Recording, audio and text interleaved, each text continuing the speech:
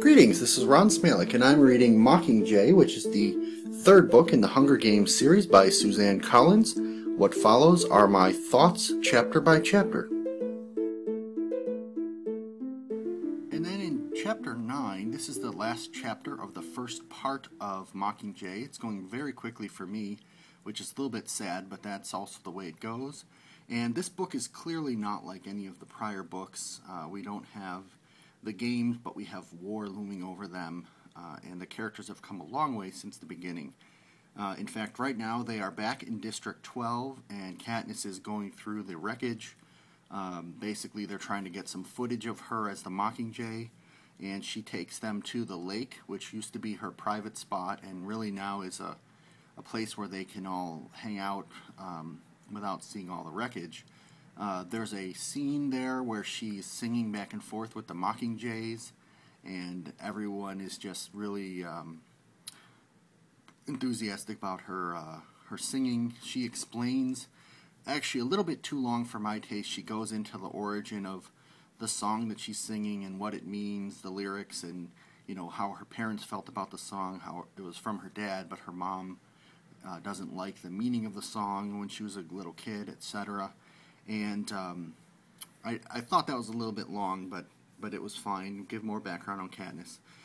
Then we see President Snow come on a broadcast, and the detail that I picked out here was that he has a map of Pan Am behind him in the background. Now, they did not explain the layout of all the districts, but it's something I've wondered about for a long time, so I'm very much looking forward to see in the movie, once they get to the Mockingjay movie, what the distribution of districts across the North American continent are for Pan Am.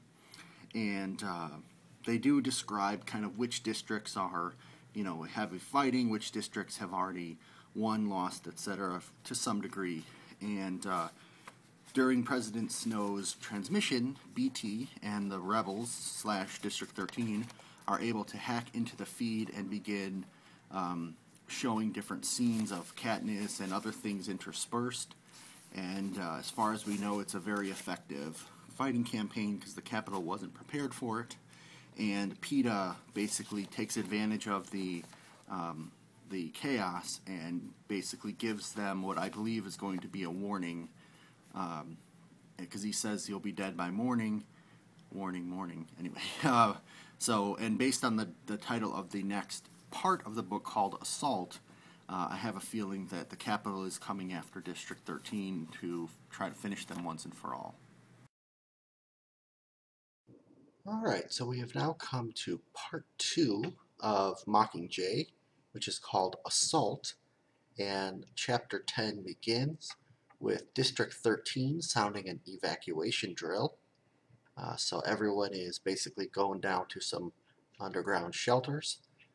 There's a close call when Prim goes back for Buttercup the cat and basically gets her into the vault just as the doors are closing. So that was a stressful moment for Katniss, of course, and for Gale, who also just barely made it. At this point, Katniss takes the pearl that she got from PETA, and she had wrapped it up in the parachute that she had from the last game, and takes it with her. And I thought this was interesting because she says that it represents PETA's life. So as long as she's holding it safe, she's kind of believing that he's safe. It's sort of like a reverse voodoo doll kind of thing.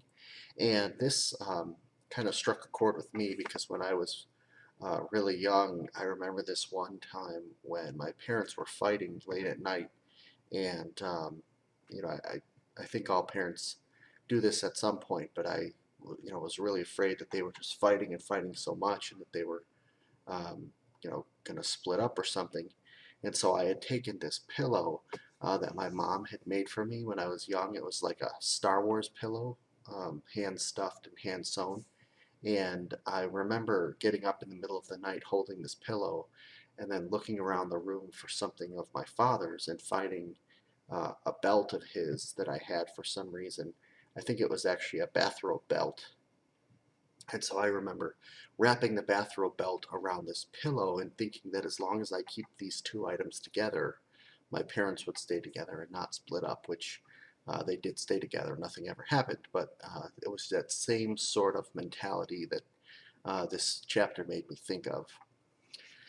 We also see another example of how Prim is really grown up since the first book, and basically she, is the one who makes it clear to Katniss that President Snow isn't going to kill Peeta because he's using Peeta as leverage against Katniss. So that's pretty much the main gist of Chapter 10.